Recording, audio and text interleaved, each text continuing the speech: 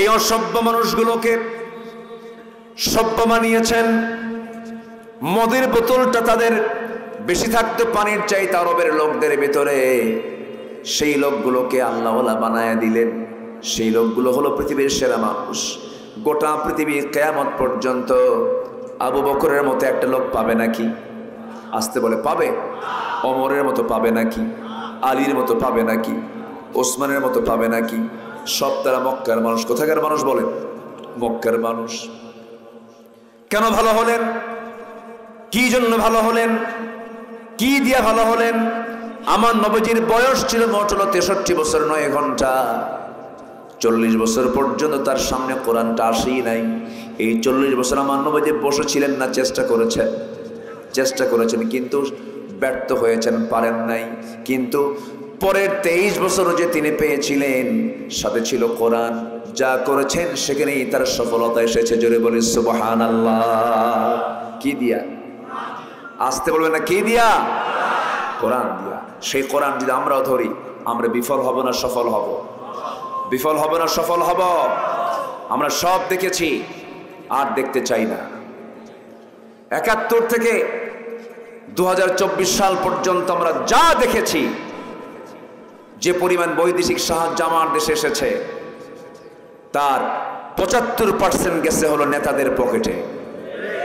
আমরা ওই জাতীয় নেতৃত্ব আর দেখতে চাই না, যে নেতৃত্বে নামাজ নাই, যে নেতৃত্বের স্লোগান ইসলাম নয়, যে নেতৃত্ব কোরআন চায় না, যে নেতৃত্ব আল্লাহর দ্বীন ইসলামকে চায় না, যারা আল্লাহর জমিনে আল্লাহর দ্বীন কায়েম হোক এটা চায় না, ওই সমস্ত নেতৃত্বের মুখে আমরা জুতা মারি, থুতু মারি।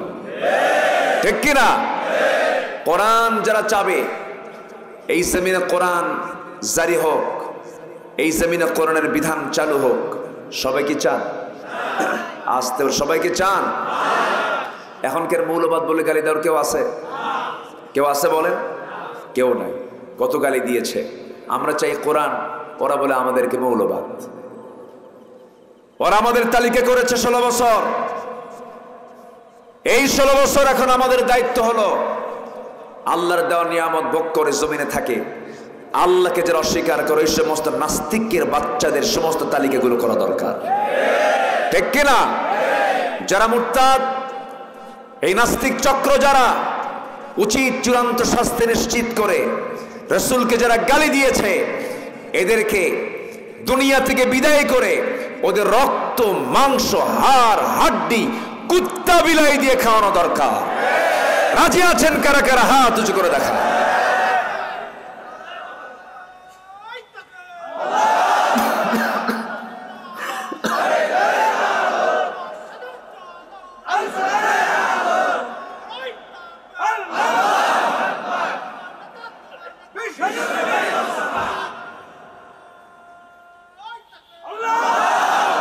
আল্লাহ কবুল করুন, জোরে বলি আমিন। কষ্ট দিয়ে ফেলতেছে মনে হয়, কারো কোনো অসুবিধা নাই তো? আমরা কি চাই? দুনিয়া চাই না আখিরাত চাই? ভালো করে বলেন, দুনিয়া চাই না আখিরাত চাই? আখিরাত। দুনিয়া তো পার হবে, দুনিয়াটা ক্ষণকাল। এখন আছি, কিছু পরেই নেই। কবরস্থানটা কোন পাশে বাবুল ভাই? পেছনে। শুয়ে আছে না? আসতে বলেন, শুয়ে আছে না? নাই? আমরা শুব না? আমরাও শুয়ে পড়ব। কিন্তু আমরা চাই দুনিয়া না আখিরাত। অথচ দুনিয়াটা থাকার জায়গা নয়, আখিরাতটা হলো থাকার জায়গা।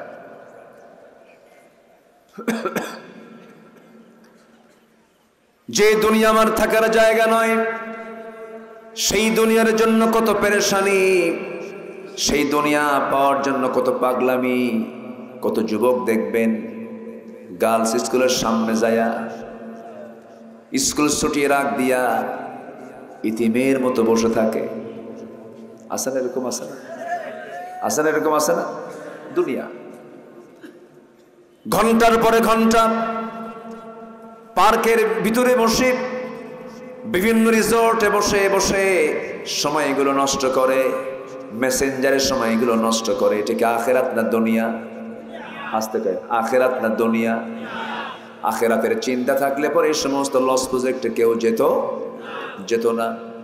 আমি আজকে লক্ষ্য করছি আজকের মাহফিলে, যুব সমাজ আজকের মাহফিলে বেশি বলি আলহামদুলিল্লাহ। যুবকদেরকে বলবো, নোংরামি কোনো কাজের দিকে যাবা না, হারাম কোনো রিলেশন করবা না। জেনা মারাত্মক অপরাধ, কোনোদিন তৃপ্তি পাবে না, মজা পাবে না, তোমার দাম্পত্যময় জীবন সুখময় হবে না। হারাম সম্পর্কের কোনো আরাম থাকতে পারে না। হারাম কোনো রিলেশন করবা না, নোংরামি করবা না। বিয়ের যদি প্রয়োজন হয়ে যায় বিয়েটা করে নিবা। বিয়ের সম্পর্ক হলো জান্নাতের সম্পর্ক। যেরকম সুবহানাল্লাহ। বিয়ের সম্পর্ক কিসের সম্পর্ক? জান্নাতের সম্পর্ক। এই সম্পর্ক জান্নাত পর্যন্ত গড়াবে। এই জন্য হারাম কোনো কাজে জড়ানো যাবে না, হারাম কোনো রিলেশন করা যাবে না। এই বিষয়গুলো খেয়াল করতে হবে। আবার দেখবেন কিছু কিছু যুবক আছে, নতুন বিয়ে করছে, সুন্দরী বউ, শুধু নিজেই দেখতে চায় না, জাতিকে দেখায়। আছে কিনা এরকম কিছু? হায়া নাই এগুলো। নতুন বউ, সুন্দরী বউ মানুষকে দেখায়। তাও দেখায় কেমনে জানেন? আড়পাড়া না এটা? হ্যাঁ, আড়পাড়া থেকে একদম মাগুরা পর্যন্ত এক টানে। এত পোকা এখানে, বুঝলাম না এ পর্যন্ত কয়টা পোকা যে খাইছে আল্লাহ জানে। এখন ফেলছি একবার, কি কব এখন? একটা করে জান খাচ্ছি আর ওয়াশ করতেছি। ছোট্ট পোকা তো কোন দিক দিয়ে ঢুকে টের পাচ্ছি না। এই যে ভাইজান, এই যে কই যাচ্ছেন আপনি? এত এক নাম্বার খুঁজে কেন এখানে, বুঝলাম। বসেন।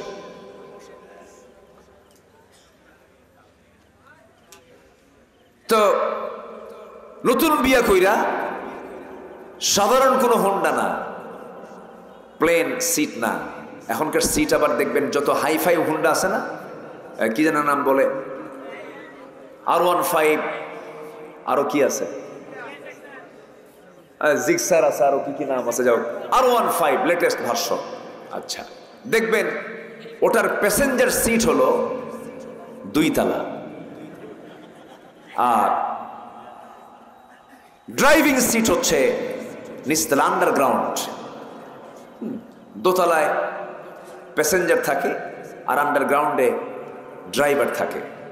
এখন দোতলার এই প্যাসেঞ্জার সিটে বসাই হলো নতুন বউকে, যেন জাতির দেখতে যেন চুল পরিমাণ কোনো অসুবিধা না হয়, মাথা থেকে পা পর্যন্ত বসায় দিল।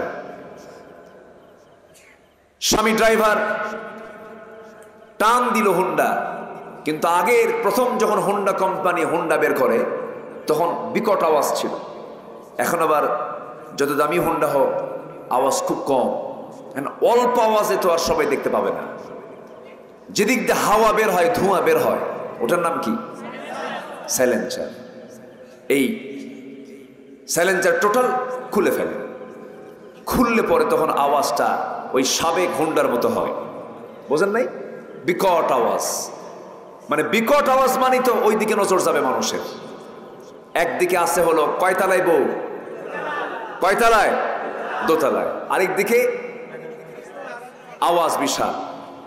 দিলার পাড়া থেকে টান চলে গেছে মাগুরা পর্যন্ত।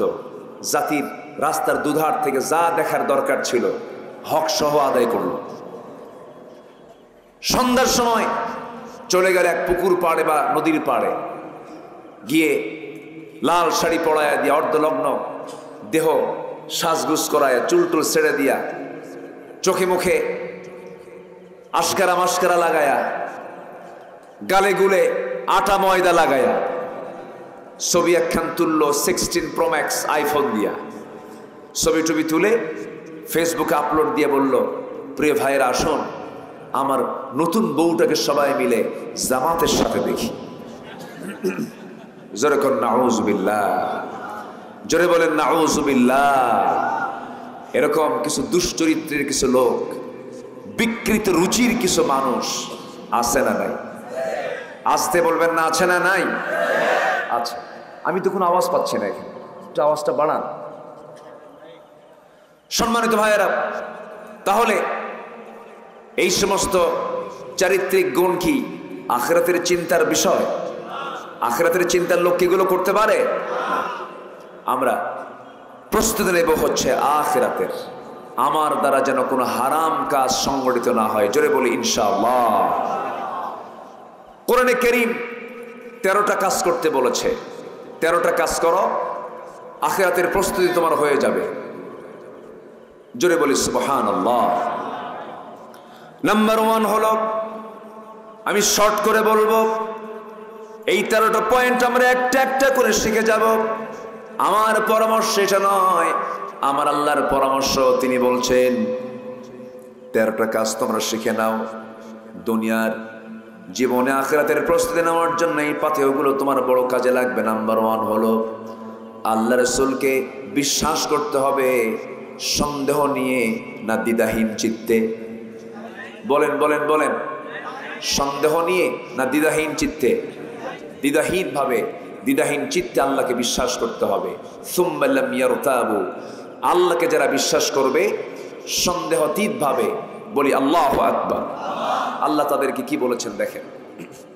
আল্লাহ রাব্বুল আলামিন বলেন, ইন্নামাল মুমিনুনা আল্লাযীনা আমানু বিল্লাহি ওয়া রাসূলিহি সুম্মা লাম ইয়ারতাবু ওয়া জাহাদু বিআমওয়ালিহিম ওয়া আনফুসিহিম ফি সাবিলিল্লাহ উলাইকা হুমুস সাদিকুন। জোরে বলুন আল্লাহু আকবার। আমি বুঝি না, এখানে মাইক আমার কানে আসে না আওয়াজ, অথবা বক্সটা আমার দিকে দেন ঘুরায়া। মাইক হলে গেছে কোথায়? চতুর্থ আসমানে। আমার ভাইয়েরা, আল্লাহ রাব্বুল আলামিন বলেন, যারা আল্লাহকে এবং রাসূলকে যারা সন্দেহ মুক্তভাবে বিশ্বাস করবে এবং আল্লাহর পথে যারা জিহাদ করবে, আল্লাহ রাব্বুল আলামিন বলছেন এরাই হলো সত্যবাদী, আমি এদেরকে বিশাল বড় পুরস্কার দিয়ে দেব। জোরে বলি সুবহানাল্লাহ। নাম্বার 2 হলো তাকওয়া অর্জন করতে হবে। আল্লাহ রাব্বুল আলামিন বলছেন, ইত্তাকুল্লাহা ওয়া কুলু কাওলান সাদীদা। জোরে বলুন আল্লাহু আকবার। নাম্বার 3 হলো ন্যায় প্রতিষ্ঠা এবং সদাচার বান্দার জীবনে আসতে হবে। নাম্বার 1 হলো বিশ্বাস করব কাকে? বিশ্বাস করব রাসূলকে। এই 2টা কাজ যারা করবে, তাকওয়া যারা অর্জন করবে, ন্যায় প্রতিষ্ঠা যারা করবে, নাম্বার 3 চলে গেল। নাম্বার 4 হলো দ্বীনের সঠিক ইলম অর্জন করে যে বান্দা জীবনটাকে সুন্দর করে সাজাবে। ইলম হাসিল করার দরকার আছে না নাই? বলেন, আসতে বলবেন না, আছে না নাই? প্রত্যেকের জন্য ইলম হাসিল করা, জ্ঞান অর্জন করা কি বলেন? আরো জোরে বলেন। নামাজ কি? নামাজ কি? রোজা কি? কোরআনের জ্ঞান অর্জন করা কি? আমার দেশের সিলেবাসে কি ফরজ? আমার দেশের সিলেবাস 53 বছর ছিল, এটা কি ফরজ সিলেবাস ছিল না নফল সিলেবাস ছিল? কোরআন শেখা ফরজ, শুধু এটা মাদ্রাসায় ছিল, তাও নিজেদের উদ্যোগ। দেশের সকল প্রকৌশল, মেডিকেল, কলা, বিজ্ঞান সব অনুষদে সকল শিক্ষার পাশাপাশি কোরআন শিক্ষাকে বাধ্যতামূলক করা হোক। এর সময়ের দাবি। জাতিকে যদি ভালো দেখতে চান, জাতিকে যদি ভালো রাখতে চান, সবার আগে যে সংস্কার দরকার সেটা হচ্ছে জ্ঞানের সংস্কার। কোরআনের জ্ঞান জাতির মধ্যে ঢুকায় দিতে হবে, এটা 1 নম্বর কাজ। সম্মানিত ভাইয়েরা, এই বছরের শুরুতে ট্রান্সজেন্ডার নিয়ে অনেক মারামারি হয়েছে, শোনেন না আপনারা? তারা কি ষড়যন্ত্র করেছিল। এরপরে শিক্ষকদের ট্রেনিং এর নামে ব্যাঙের ডাক, হাঁসের ডাক শেখানো হয়েছে, জানেন না আপনারা? এগুলো করা হয়েছে। আমরা আর এই সুযোগগুলো দেব না। আমরা জাতিকে সুশিক্ষার জন্য প্রস্তুত হব। জোরে বলি ইনশাআল্লাহ। আর জোরে বলি ইনশাআল্লাহ। আমার দেশের যুবকরা এখন গান বাজনায় যতটুকু সময় দেয়, তার চাইতে বেশি এখন কোরআন হাদিস শোনার জন্য সময় দিতে প্রস্তুত নেওয়া শুরু করেছে। এটা একটা বিপ্লব বটে। যুব সমাজ আজকে ইসলাম বুঝতে চায়, জানতে চায়। এটা হয়েছিল ওদের জন্য জ্বালার কারণ। আল্লামা সাঈদীকে গ্রেফতার করার অন্যতম কারণ হলো তিনি ছিলেন এই দেশের আদর্শ নাগরিক তৈরির এক বিশাল বড় মহান কারিগর। এটাই ছিল তাদের চক্ষুষু। আল্লাহ তুমি তার কবরটাকে জান্নাতের টুকরা বানায় দাও, জোরে বলে আমিন। সম্মানিত ভাইয়েরা, তাহলে নাম্বার 4, নাম্বার 5, যারা নেক আমল করবে, অধিক সংখ্যক যারা নেক আমল করবে। নেকের পাশাপাশি গুনাহ আছে না নাই? আমাদের জীবনে গুনাহ হয় না? গুনাহ হয় কিনা বলেন? গুনাহ হতে পারে। গুনাহ হবে না কার? ফেরেশতা। হ্যাঁ বলেন বলেন, একজন বলছে তো। গুনাহ হবে না কার? ফেরেশতার। আর গুনাহ হবে কার? বান্দা। গুনাহ হবে বান্দার। আর গুনাহ হবে না ফেরেশতা। গুনাহ করার যোগ্যতা বান্দাকে দিয়েছেন কে? আসতে বলেন, কে দিয়েছেন? ফেরেশতাদের ঘুম আছে না? ফেরেশতাদের খাওয়া আছে? আচ্ছা, ফেরেশতাদের বউ বাচ্চা আছে? ফেরেশতাদের কোনো ব্যবসা বাণিজ্য আছে? আমাদের আমাদের এই জন্য গুনাহ আছে। তাহলে আজকে থেকে গুনাহ করেন সবাই। আমি কি এই জন্য এই উদ্দেশ্যে বলতেছি? একটু বসুন। আমি লক্ষ্য করছি কিছু কিছু লোক আমাকে না বলি চলে যাচ্ছেন।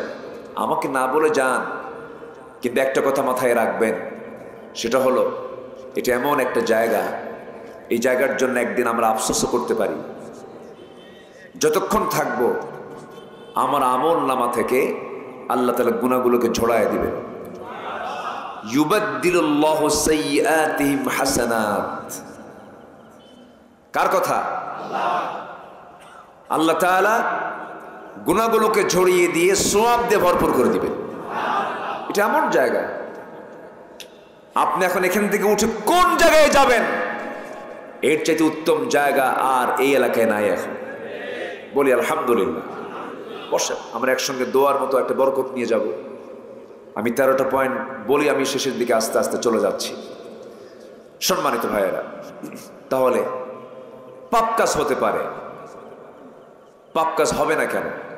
হতেই পারে, কিন্তু পাপের সঙ্গে সঙ্গে বান্দার চোখের পানি যদি বের হয়, আল্লাহ এই পাপটা করছে, আমারে মাফ করে দাও, আল্লাহ এত খুশি হন। আল্লাহ তখন বলেন, বান্দা তোর এই অনুশোচনাই তোকে জান্নাতে নিয়ে যাবে। জোরে বলে সুবহানাল্লাহ, আরো জোরে বলে সুবহানাল্লাহ। বরং আল্লাহ রাব্বুল আলামিন আরো এক জায়গায় বলেছেন, লাউ লাম তুযনিবু লাযাহাবাল্লাহু বিকুম ওয়া লাজাআ বিকওমিন হাত্তা ইউযনিবুন। বান্দা তুমি যদি গুনাহ না করো, তোমাকে দুনিয়া থেকে মিটিয়ে দিয়ে এমন একটা জাতি পাঠাবো যারা গুনাহ করবে, আর আমি গুনাহ করার পর তারা চোখের পানি ফেলে মাফ চাবে, আমি তাদেরকে মাফ করে জান্নাত দিয়ে দেব। এর মানে কি? তোমার গুনাহ হতে পারে, হতাশ হইও না, কিন্তু মাফ চাইতে ভুল করো না, মাফটা চেয়ে নিবা। তবে হ্যাঁ, অজ্ঞতাবশত ভুল, জাহালাতিম বিসু, অজ্ঞতাবশত ভুল একটা ভুল, আবার পরিকল্পিত একটা ভুল একটা ভুল। পরিকল্পিত গুনাহকে আল্লাহ রাব্বুল আলামিন মাফ করবেন না, কিন্তু হঠাৎ করে না জেনে ভুল হয়ে গেছে, আল্লাহ রাব্বুল আলামিন তাকে মাফ করে দিবেন। আমার ভাইয়েরা, কোন পরনারীর দিকে মন তো চায় তাকায় দেখি, পরনারীর সুন্দর চেহারার দিকে মন চায় একটু তাকায় দেখি, কিন্তু আমি তাকাচ্ছি না, আমি তার দিকে নজরও দিচ্ছি না, চোখটা আমি নিম্নগামী করতেছি, বারবার তাকানোর জন্য মন চাচ্ছে, এরপরও তাকাই না, আল্লাহর ভয়ে তাকাই না। আল্লাহ রাব্বুল আলামিন ওই মুজাহিদকে বড় মুজাহিদ বলেছেন, জোরে বলি সুবহানাল্লাহ। কোন নারীর দিকে যদি নজর চলে যায়, রাসূল বলেছেন এই ফিতনা এখন দুনিয়াতে কম না বেশি? বলেন কম না বেশি? দেখবেন না, আপনাকে দেখতেই হবে। না দেখে যাবেন কই? ডানে যাবেন, বামে যাবেন, সামনে যাবেন, পিছনে যাবেন। এক বুড়া চাচা 2015 সালে আমার সঙ্গে হজে গিয়েছে। তো চাচা আমার সাথে বিমানে উঠলেন। তো বিমানে উঠে সিটে বসছে। তো যারা বোঝে সিটটা লাগাতে হয়, ওই যে বেল্ট লাগাতে হয়, বেল্ট না লাগানো পর্যন্ত বিমান উড্ডয়ন করে না, কারণ একটা ঝাঁকিতে মাথাও ফেটে যেতে পারে। তো সবাই বেল্ট, এটা বাধ্যতামূলক। তার মুরব্বী বয়স হয়ে গেছে, তারা তার এগুলো বোঝে না। তো এগুলো লাগানোর জন্য সেখানে ডিপার্টমেন্ট আছে, একটা সার্ভিস দেয়। ম্যাক্সিমাম গোটা পৃথিবীর বিমান সার্ভিসে বিমান ক্রু থাকে হচ্ছে অধিকাংশই মহিলা, এবং সেগুলো নিতে গেলে তারা সুন্দরী মহিলাগুলো নিয়ে নেয়, অর্ধলগ্ন তাদের সার্ভিস, নাউজুবিল্লাহ বলে। তো এই বিমান বালা ওই চাচার সামনে এসে কোমরের বেল্ট ঠিক করে দেয়। আমারে ওখান থেকেই বলতেছে, বাবা এটার নাম কি হজ নাকি বাবা? বুঝলেন, মানে উনি তো বোঝে না। তো বললাম, চাচা, মানে উনি আমার উপর খেপে গেছে, মানে এখানে যে আমার কোনো হাত নাই, আমাদের কারোই যেখানে কিছু বলার নাই, উনি এটার বোঝে নাই। গ্রামের নিরীহ মানুষ, একটা লিপস্টিকওয়ালা অর্ধলগ্ন একজন মহিলা সে তার কোমর ঠিক করে দেয়, আরো মুস্কি মুস্কি হাসি মারে। তা আমার এখন দেখায় এই কথা বলেন, বাবা এটার নাম কি হজ নাকি বাবা? আমি বললাম, চাচা সমস্যা নাই, যাওয়ার সময়ও পাবেন, আসার সময়ও পাবেন। কি কথা কি বুঝতেছেন আপনারা? কিন্তু আমার সামনে পড়লেও আমি তাকাবো না। এটার নাম হলো ঈমান। এটার নাম কি বলেন? ঈমান।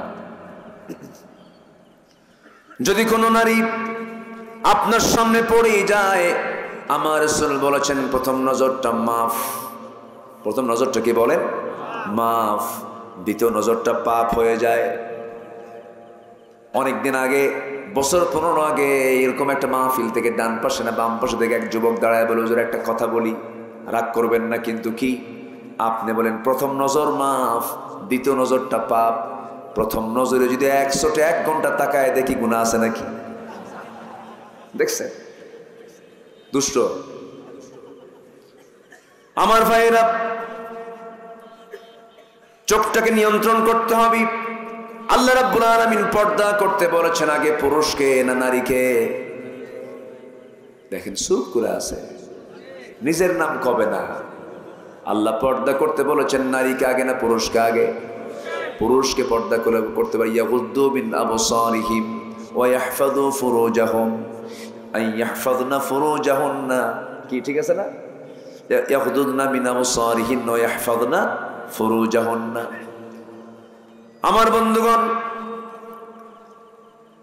নেক আমল বাড়াতে হবে। পাপের পরিমাণটা থাকবে, কিন্তু সেটা থাকবে কম পরিমাণ। পাপ থেকে থাকতেই পারে, হতেই পারে। বড় বড় দাগি দাগি আসামি হওয়া যাবে না, বড় বড় পাপের অধিকারী হওয়া যাবে না। বড় বড় পাপ কাকে বলে? আকবারুল কাবাইর। বড় বড় কবিরা গুনাহগুলো কি কি? আমার রাসূলকে প্রশ্ন করা হলো, আমার রাসূল 1 নাম্বার বলে দিয়েছেন, সেটা হলো শিরকের কাজ। আলা উনাব্বিউকুম বিআকবারিল কাবাইর, আমি তোমাদেরকে বড় বড় গুনার কথা বলবো নাকি? রাসূল 3টা বলেছেন। কয়টা বলেছেন বলেন? 3টা বলেছেন। বড় 3 কবিরার 1 নাম্বার হলো আল্লাহর সঙ্গে শিরক স্থাপন করা। নাম্বার 2 হলো উকুকুল ওয়ালিদাইন, পিতামাতার সঙ্গে খারাপ আচরণ করা। নাম্বার 3 হলো কাউলুজ জুর, বেহুদা কথা, বাজে কথা মুখ থেকে বের করে ফেলা। এই 3টা চরিত্র বুঝি আমাদের দেশের মানুষের মধ্যে নাই? আসতে বলবেন না, আছে না নাই? কবর দেখলেই মাথা খারাপ, একদম সোজা সেজদা মারে, আছে না? দিল সেজদা মেরে। শনিবারে বাঁশ কাটা যাবে না, মঙ্গলবারে বিয়ে হওয়া যাবে না। বিয়ের দিন বৃষ্টি হলে সারা জীবন ওর চোখে পানি ছাড়া কিছু কিসমতে জুটবে না, আছে কিনা বলেন? আচ্ছা, এগুলো শিরক। এগুলো কি বলেন? শিরক। পিতামাতার সঙ্গে নাফরমানি করা, এটা তো নাই। আসতে কয়, পিতামাতার সঙ্গে রূঢ় আচরণ করা, মেজাজ দেখায় কথা বলা, চোখ গরম করা, বাপ মাকে টেনশনের মধ্যে ফেলে দেওয়া, টেনে হেঁচড়ে আচরণ করা, এরকম সন্তান শালি খেতেও কিন্তু আছে। আসতে বলবেন না, আছে না নাই? আবার ভাববেন না ঢাকার গুলশান, বারিধারা, জিওএইচএস, ধানমন্ডিতে সে এলাকার সন্তানদের বাপ মা মনে হয় খুব ভালো আছে, তাও ভালো বলতে পারবেন না। ধানমন্ডির এক বাসিন্দা ছিল, বুড়া মানুষ, জামাই একজন সিনেমার অভিনেতা। সে অভিনেতার শ্বশুর রাত 2টার দিকে নিজের লাইসেন্স ওলা পিস্তল দিয়া নিজের মাথায় পিস্তল ঠেকিয়ে আত্মহত্যা করলো। লাইভে এসে বলল, আমার বউ বাচ্চা সব থাকার পর আমার কেউ নাই। কেন? এর মূল কারণ হলো তার সবই ছিল, ইসলাম নাই। ঠিক কিনা? এই যে পিতামাতার সঙ্গে আজকে খারাপ আচরণগুলো করা হচ্ছে, অশিক্ষিত দেখে তা কিন্তু নয়। এই কেসগুলো অধিকাংশই হলো শিক্ষিত নামের কিছু কলঙ্ক, কিছু সন্তান। আছে কিনা বলেন? আমার দাদা আমার নানার যুগে এগুলো ছিল না, বৃদ্ধাশ্রম ছিল না, কিন্তু আজকে শিক্ষার হার বেড়েছে, কিন্তু পিতামাতার সেবার হার কমেছে। পৃথিবীতে যত নেক আমল আছে, এর মধ্যে সবচাইতে বড় নেক আমল হলো বান্দার হক আদায় করা, হক পুরোপুরি আদায় করা। আজকে সেই বান্দার হক আদায় কিন্তু হচ্ছে না। বান্দার দিকে যাবেন কখন? বাপ কি ভাত দেয় না, আছে না নাই? মাকে ভাত দেয় না। নতুন অতিথি যখন চলে আসে, নতুন বউ আসার সঙ্গে সঙ্গেই মা হয় পরনারী। গত বছরের নাটোরে মাহফিল, 72 বছরের এক বৃদ্ধা নারী, তারা কাঁপানো কাঁপানো লেখায়, হাত কাঁপতেছে, সেই লেখায় আমার একটা চিঠি পাঠাইছে। বাবা, আমার বয়স 72 বছর, আমার 3টা ছেলে, তাদের ঘরগুলো আমার ঘরের চতুর্পাশে। আমি এখনো এই বুড়ো বয়সে নিজে রান্না করে খাই। আমার ছেলে 3টা, 3জনে বিয়ে করেছে, আমি আমার রান্না নিজের হাতে নিজে করে খাই। বাবা, আমার এই বুড়া বয়সে আমি নিজে রান্না করি, আমার তো কষ্ট হয়। আপনি একটু দোয়া করবেন, আল্লাহ যেন আমার সন্তানদের কলিজা যেন নরম বানায় দেয়। চিন্তা করেন, 3 সন্তানের যৌথ উদ্যোগে একটা মার খাবারের বন্দোবস্ত হয় না, অথচ ওই 3 সন্তানকে একসঙ্গে মানুষ করেছেন কে? আসতে কয়, কে করেছেন? একজন করেছেন 3 জনকে, আর 3 জন পারে না একজনকে। পোড়া কপাল, পোড়া কপাল। সব যাবে তোমার, তোমার নামাজ যাবে, তোমার রোজা যাবে, সব ইবাদত মাটির সঙ্গে মিশে যাবে, শুধুমাত্র বাপ মার সঙ্গে যদি তুমি নাফরমানি করো। কারণ সবচেয়ে বড় বড় গুনার ভিতরে রাসূল 3টাকে তালিকায় নিয়েছেন, এর মধ্যে আল্লাহর পরেই 2 নম্বর তালিকা দিয়েছেন হলো আব্বা আম্মা। আল্লাহু আকবার বলে। এই জন্য আব্বা আম্মার সঙ্গে আমরা সুন্দর আচরণ করব। জোরে বলি ইনশাআল্লাহ, জোরে বলি ইনশাআল্লাহ। এক সাহাবী মারা যাচ্ছেন, মুখ থেকে কালিমা বের হয় না। এক সাহাবী এসে বললেন, হুজুর কি করা যায়? কে? আলকামা। আমার তো খুব প্রিয় সাহাবী, দেখো তো তার মা বেঁচে আছে নাকি। দেখেন, রোগ ধরে ফেলছে। মা বেঁচে আছে নাকি? হ্যাঁ আছে। মাকে ডেকে আনা হলো। আমার রাসূল বললেন, আমার প্রিয় সাহাবী আলকামার মা, আলকামা দুনিয়া থেকে বিদায় নেয়, কিন্তু মুখে কালেমার আওয়াজ বের হয় না কেন? আপনি কি মনক্ষুণ্ণ নাকি? সঙ্গে সঙ্গে চোখের পানি টপ টপ করে পড়তেছে আর বলতেছে, আমার আলকামা ভালো ছিল, কিন্তু বিয়ের পর সে কেমন যেন অন্যরকম হয়ে গেছে, আমার সেবা করে না, আমি তাকে মাফ করব না। রাসূল বারবার বললেন, না আপনি তাকে মাফ করে দেন। মুমূর্ষ অবস্থা, না মাফ করব না। রাসূল এক পর্যায়ে রক্তিম চক্ষু আকার ধারণ হলো। রাসূল কেঁপে গিয়ে বললেন, অবাধ্য মায়ের অবাধ্য সন্তানকে এই দুনিয়াতে বাঁচায় না রেখে তাকে আগুনে পুড়ে মারা দরকার। এই কথা বলা মাত্রই মার দিলটা নরম হয়ে গেছে। মা চোখের পানি ফেলতে ফেলতে বলতেছে, ইয়া রাসূলুল্লাহ, আপনি আমার সন্তানকে মারবেন নাকি? কেন মারবেন? অবাধ্য সন্তানকে কি করবো? আগুনে পুড়েই তো মারা দরকার। সঙ্গে সঙ্গে মা চোখের পানি ফেলে ফেলে বলতেছে, ইয়া রাসূলুল্লাহ, সন্তান পেটে ধারণ করছে আমি, দুধ খাওয়াইছে আমি আপনাকে দিল থেকে বলে দিচ্ছে যত রাগ ক্ষোভ সব এই সঙ্গে আমি এই মুহূর্তে আমি সব আমার দিল থেকে মুছে দিলাম, আমি তাকে মাফ করে দিলাম। সঙ্গে সঙ্গে দেখা গেল ওই সাহাবীর মুখ থেকে বের হয়ে গেছে আশহাদু আল্লা ইলাহা ইল্লাল্লাহু ওয়াহদাহু লা শারীকা লাহু ওয়া আশহাদু আন্না মুহাম্মাদান আবদুহু ওয়া রাসূলুহু। তাহলে বাপমার গুরুত্ব মনে হয় আছে নাকি? আসতে বলে আছে? মা বড় না বউ বড়?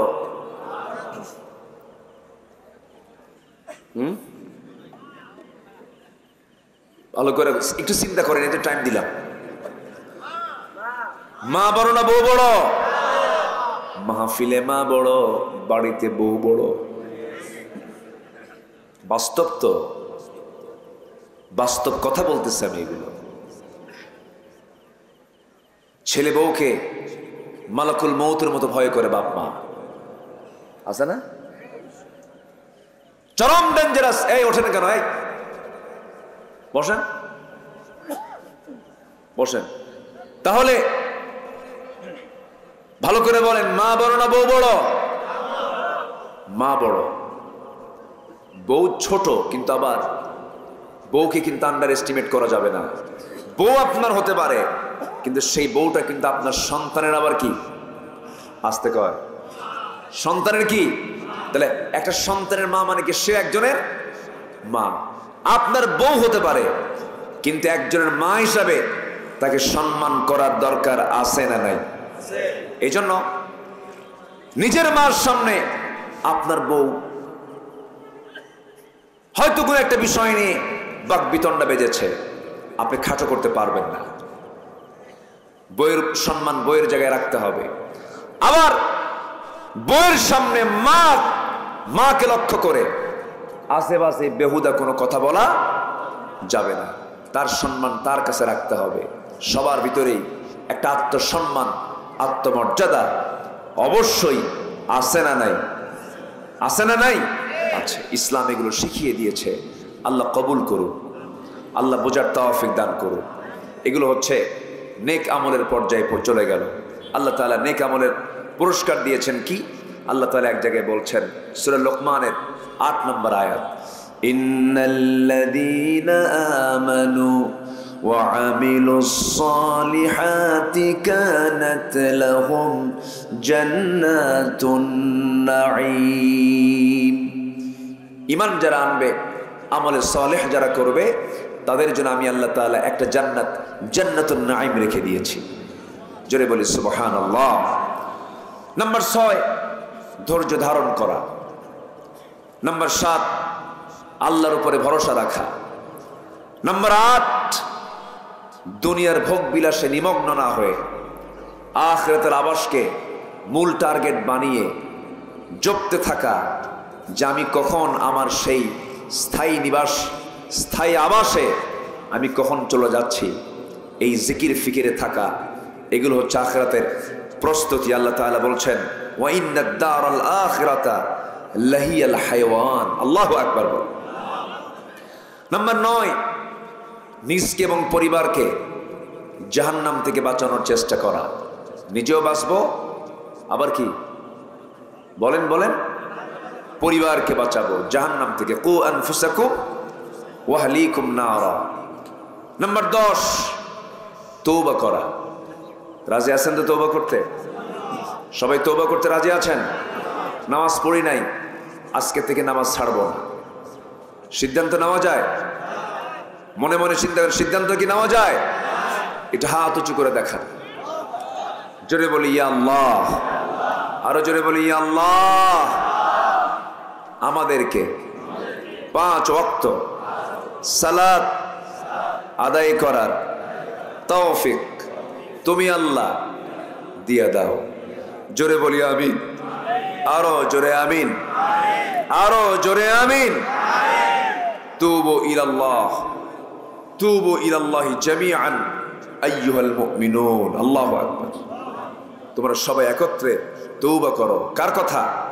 আল্লাহর কথা। নাম্বার 11 হলো আল্লাহর পথে দান করা। এই পৃথিবীতে যত প্রজেক্ট আছে, সব প্রজেক্ট যা আপনি খরচ করছেন সব আপনার সন্তান, আপনার পরিবারের জন্য। আর যা আমরা দেব আল্লাহর ঘরে, মাদ্রাসায়, আল্লাহর পথে, সমাজ কল্যাণে, সব হবে অন্যের জন্য না, নিজের জন্যই। নিজের জন্য আমরা আল্লাহর পথে দান করব। জোরে বলি ইনশাআল্লাহ। আল্লাহু ইউদাইফু লিমান ইয়াশা। আল্লাহ তাআলা যে দান করবে আল্লাহ তাআলা তাকে ডাবল ডাবল করে দিবেন। জোরে বলেন সুবহানাল্লাহ। নাম্বার 12, শিরকের অন্তর্ভুক্ত সকল কর্মকাণ্ড থেকে নিজেকে মুক্তি রাখা। শিরকের বিশাল বড় ব্যাখ্যা আছে। শিরক এটা এমন একটা গুনাহ, পিঁপড়া হাঁটলে যেমন হাঁটার আওয়াজ কানে আসে না, বান্দা কখন শিরিক করে বান্দা নিজেও টের পায় না। কেমনে করে খাবো, কেমন করে চলবো, কথার মধ্যে শিরিক আছে না? নেই? আচ্ছা, আমাকে খাওয়াবেন কে? কোনো সন্দেহ আছে? আমার আপনার বাড়িতে কত খাবারের জোগান, ফিলিস্তিন না খায় মারা যাচ্ছে। আমার সবচেয়ে বেশি খারাপ লাগে, যেন আল্লাহর কসম করে বলি, ফিলিস্তিন হচ্ছে নবীর দেশ, ফিলিস্তিন হচ্ছে মুসলমানদের প্রথম কিবলার দেশ, বাইতুল আকসা যেখানে, সেই ফিলিস্তিনে প্রত্যেকটা দিন শিশুগুলো না খায় মারা যাচ্ছে। বাবাহারা, মাহারা সন্তানগুলো আকাশের দিকে তাকায় বলে, আকাশের মালিক, শুনেছি পৃথিবীতে নাকি 200 কোটি মুসলমান, আমরা না খায় মারা যাচ্ছি। আল্লাহ, তোমার কাছে ওদের বিরুদ্ধে মামলা দিলাম, জামিন আছে? আজ থেকে জামিন আছে? আমাদের জন্য উচিত তাদের জন্য দোয়া করা, তাদের পাশে দাঁড়ানো। আল্লাহ, দিল যেন কাঁদে এমন দিল বানায় দাও। জোরে বলি আল্লাহুম্মা আমিন। আরো জোরে আল্লাহুম্মা আমিন। নাম্বার 13 হচ্ছে আল্লাহ প্রদত্ত একমাত্র সঠিক পথের অনুসরণ করা। জান্নাতে যাওয়ার একটা লাইন আছে, যেরকম মাগুরা থেকে ঢাকা যাওয়ার লাইন আছে না নাই? আছে, ট্রেন লাইন। আর এটা কি ট্রেন লাইন আছে না? ও ট্রেন এখনো হয়নি এটা। আচ্ছা, বাস লাইন। তো জান্নাতে যাওয়ার একটা লাইন আছে, সেটা হচ্ছে একটাই লাইন, যে লাইনটা আমরা নামাজের মধ্যে সবসময় বলি, ইহদিনাস সিরাতাল মুস্তাকিম ওয়া ইন্না হাযা সিরাতি মুস্তাকিমা ফাত্তাবিউহু। তোমরা আমার সিরাতুল মুস্তাকিমের পথ অবলম্বন করো, অনুসরণ করো, অন্য লাইনে যেও না, সোজা তোমাকে জান্নাতের দরজায় পৌঁছায় দেবে। আল্লাহ কবুল করুন। নামাজের ওয়াদা মনে থাকবে, নামাজের কথা মনে থাকবে। বাড়ির বউকে আমরা বলবো, বাড়ির বউকে আমরা বলবো ইনশাআল্লাহ, অন্যের বউ না নিজের বউ। হ্যাঁ, এটা যেন মনে থাকে। আবার এখন তো পরকীয়ার পরিমাণটা বেড়ে গেছে। এই নোংরামি থেকে আল্লাহ তাআলা তুমি এই জাতিকে হেফাজত করো। জোরে বলি আল্লাহুম্মা আমিন। এই মাহফিল বাস্তবায়ন করার জন্য বিশেষ করে এই গ্রামের 500 থেকে 600 প্রবাসী, তারা গোটা পৃথিবীর এই 2 শতাধিক যে রাষ্ট্র আছে, বিভিন্ন দেশে তারা প্রবাস জীবনে আছেন। তারা একটা বিশাল অংশগ্রহণ করেছেন আজকের এই মাহফিলে আর্থিকভাবে। আমরা তাদের জন্য দিল থেকে দোয়া করি, আল্লাহ তুমি তাদের প্রবাস জীবনকে বরকতময়, আনন্দময়, শুভময় বানায় দেন। জোরে বলি আল্লাহুম্মা আমিন। যে যেখানে আছেন, আখিরাতের প্রস্তুতি নিয়ে আমি যৎকিঞ্চিত কিছু কথা বলেছি। সবাই নামাজের মতো করে বসে যাই। আল্লাহ তাআলা আমাদের সবাইকে আখিরাতের প্রস্তুতি নিয়ে দুনিয়াকে সুন্দর করে ঢেলে সাজানোর তৌফিক দান করুন। জোরে বলি আল্লাহুম্মা আমিন। সবাই বলে সুবহানাকাল্লাহুম্মা ওয়া বিহামদিকা আশহাদু আল্লা ইলাহা ইল্লা আনতা আস্তাগফিরুকা ওয়া আতুবু ইলাইকা। চিৎকার মেরে বলি, আল্লাহ, আমার জীবনের সগীরা কবিরা, ছোট বড়, তুমি আল্লাহ মাফ করে দাও। জোরে বলি ইয়া রাব্বাল আলামিন।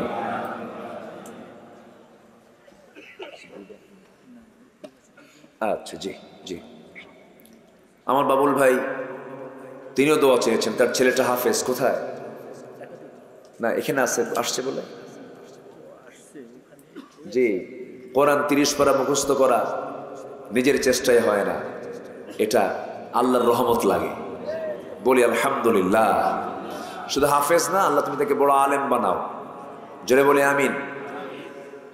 মানে হাফেজের সম্মান তো অবশ্যই আছে, আলেমের সম্মানটা আরো বেশি হবে, কারণ এলিমের দরকার আছে। ঠিক কিনা বলেন?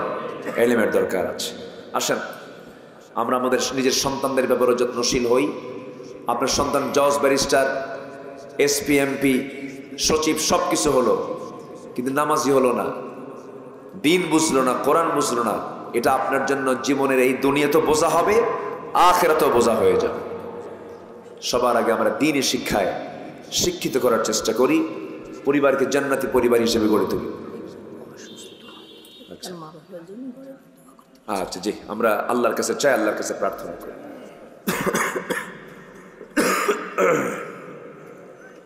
সবাই বলে সুবহানাকাল্লাহুম্মা ওয়া বিহামদিকা আশহাদু আল্লা ইলাহা ইল্লা আনতা আস্তাগফিরুকা ওয়া আতুবু ইলাইকা। সবার কাছে আমিও দোয়া চাচ্ছি, আমার জন্য দোয়া করবেন না?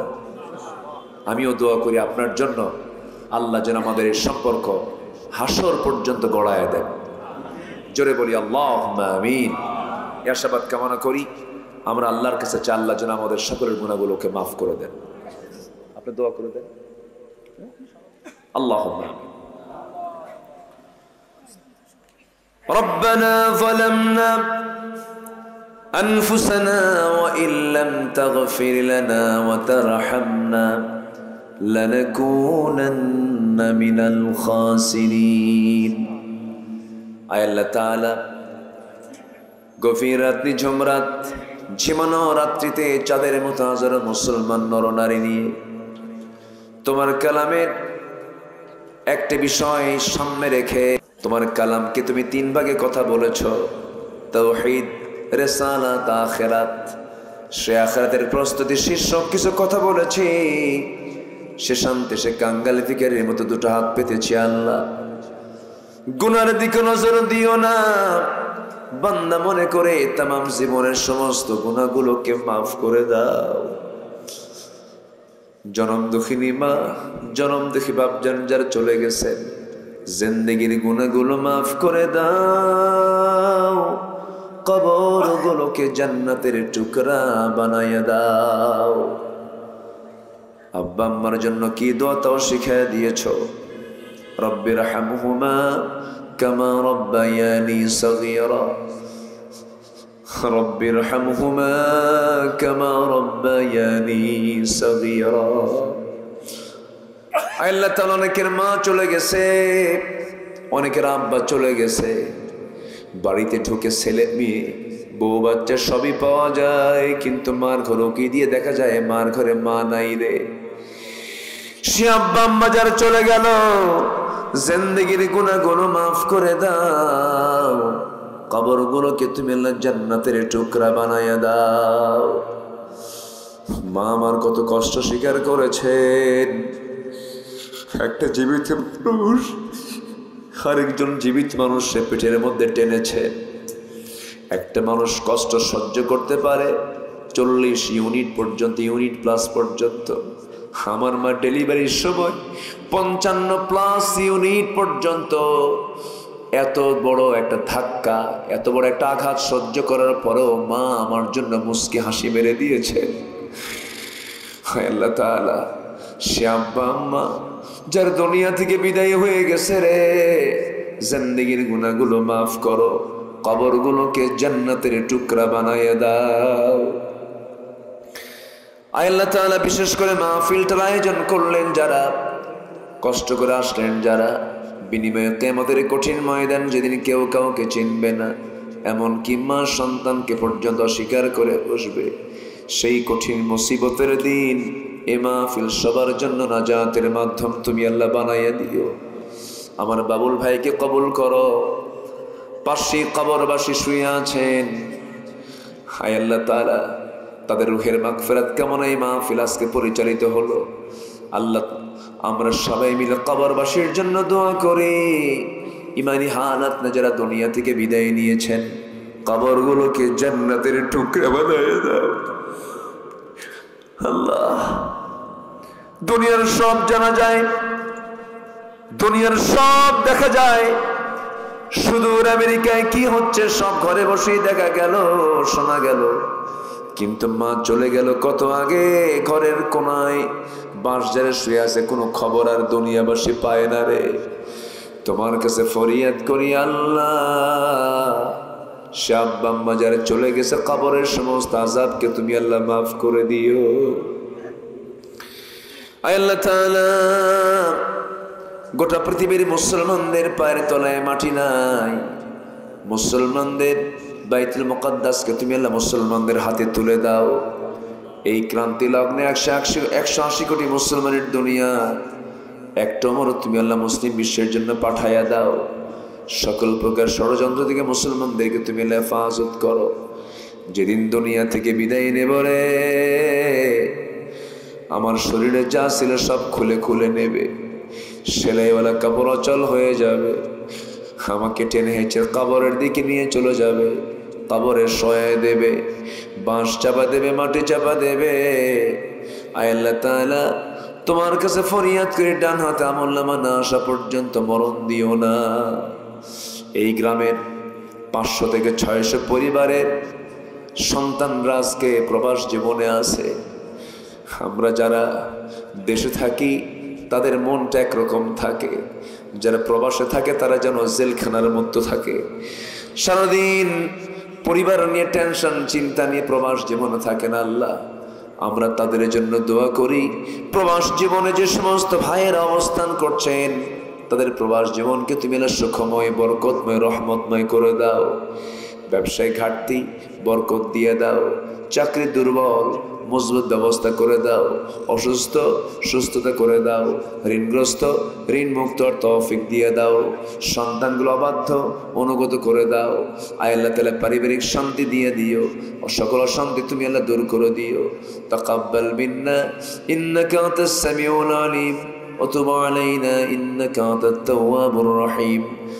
সুবহান রাব্বিকা রাব্বিল ইজ্জাতি আম্মা ইয়াসিফুন ওয়া সালামুন আলাল মুরসালিন والحمد لله رب العالمين وجعل آخر كلمتنا عند الموت لا إله إلا الله محمد رسول الله.